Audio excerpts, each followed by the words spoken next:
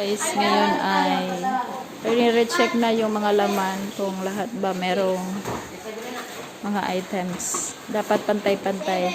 Lahat pantay-pantay ng laman. So, ayan. Tapos, binilang para kompleto talaga na 178. So, buti na lang nandito yung mga grade 6 natin. Nakatulong sila sa pag-segregate para sa distribution ngayong Monday. So, gag bags. Sinasabi nilang gag dahil G stands for give, A, then G for gift. Give a gift. Bags. So, yan. Para ito sa mga bata sa Pinangumhan Elementary School. So, 178 to guys.